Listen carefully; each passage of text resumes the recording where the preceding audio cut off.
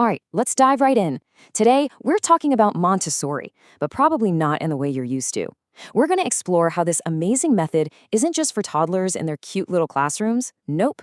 We're talking about how it can shape a child's entire world right from the very moment they're born.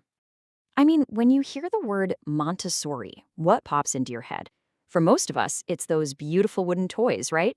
Or those tiny, perfectly organized classrooms. It feels like something for toddlers, maybe preschoolers, but what if I told you that whole idea is just, well, wrong? Boom. This one sentence from Miss Salma, ahead of a Montessori school, just changes everything. Montessori begins at birth. The big takeaway here is that Montessori isn't some academic program you sign your kid up for later. It's more of a philosophy, a way of seeing and supporting a child's own natural development, right from day one. Okay, so here's how we're going to break this down. First, we'll talk about how it's more than just a school. Then, we'll get into your baby's first classroom, the freedom to move, how language starts at birth, building trust, and finally, the foundation it sets for life. Let's go. So, Section 1, more than a school. What does Montessori even mean for a tiny baby? First thing you gotta do is forget everything you think you know about academics. This is about something way more fundamental.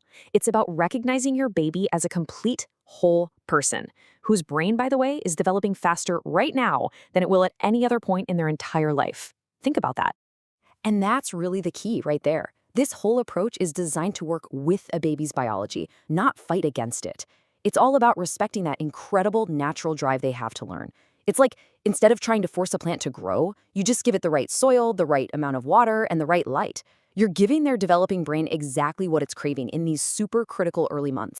So what does a baby's brain need? Well, it turns out it's actually pretty simple. It really just boils down to these three things: a safe, calm environment, the freedom to move their little body however it needs to move, and rich sensory experiences, which just means simple, real-world things to see and touch. That's it. Seriously, that's the foundation for everything. Okay, that brings us perfectly to our next section, your baby's first classroom. And here we're going to talk about one of the most famous Montessori ideas of all time, the prepared environment. It sounds kind of fancy, but for a baby, all it really means is that your home, that's their very first classroom. Oh man, this comparison is so powerful.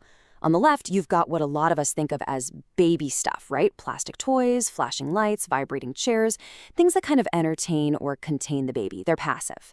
But look at the right, a soft mat for movement, a low mirror so they can see themselves, high contrast images. These are simple, purposeful things that invite the baby to be the active one. They spark curiosity instead of just providing entertainment. And here's the why behind all of it. Simplicity helps babies feel safe. An uncluttered, predictable space isn't boring for a baby. It's the opposite. It's incredibly calming. It's like the room itself is whispering to their little developing brain, hey, you're safe here. You can relax. You can focus. You can learn. All right, Section 3. This is a big one. The freedom to move. And I want you to really lean in for this, because in the Montessori world, a baby's movement is so much more than just physical exercise. It's literally how their brain builds itself. Every little wiggle, every reach, that's brain construction in action. And here we see that contrast again, this time with movement. On the left, we've got what are often called containers: walkers, bouncers, jumpers.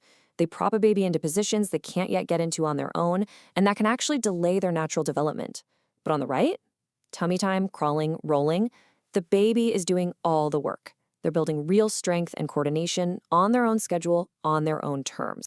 And the payoff for all that hard work, that wiggling and rolling and crawling, it is huge. They're developing balance, coordination, and get this, confidence, even problem-solving skills. Every time they figure out how to reach a toy that's just a little too far, that's a problem they just solved. It's incredible. Okay, let's shift gears a bit. We've talked about the environment, we've talked about movement, now let's talk about language. And again, this isn't about trying to teach your baby to read with flashcards, not at all. It's about a simple, powerful realization. Your baby has been listening to you and learning about communication from the literal moment they were born. And this is such a freeing idea. You don't need baby talk, that high-pitched goo-goo gaga stuff.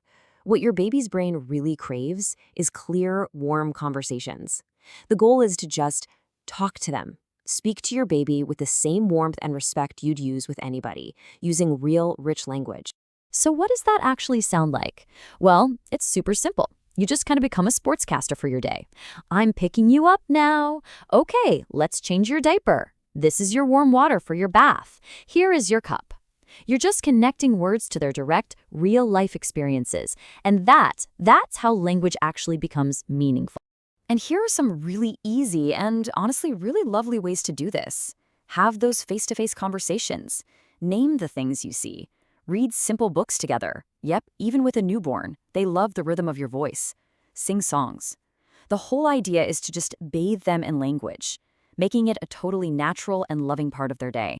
Okay, now we get to what I think is the emotional heart of this whole thing. We've talked about all these different pieces, right? The calm environment, the freedom to move, the respectful way we talk to them. Well, they all add up. They all come together to build one absolutely crucial thing, a deep foundational sense of trust. And you can see the path right here. It's so beautiful and logical. It starts with that safe, predictable environment we talked about. When a baby feels that, it builds this foundational trust in the world and in their caregivers. And that trust, that's what gives them the courage to say, okay, I feel safe. Now I'm going to go explore. It's just such a simple but totally profound cycle. A baby who feels safe will explore, and a baby who explores becomes confident. See, security isn't about holding them back or bubble wrapping them. It's about giving them that secure home base so they feel free to venture out and learn. This is how real, deep-down confidence is born. So where does all this lead? What's the end game here?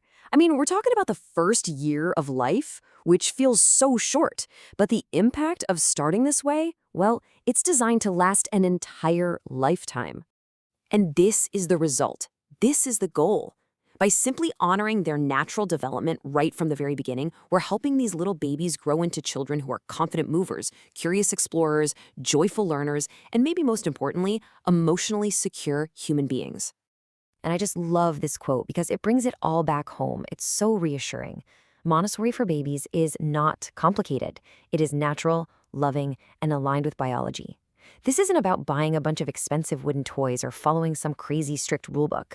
At its heart, it's just about slowing down, observing, and really seeing your baby, and then creating a simple, loving space that works with them, not against them.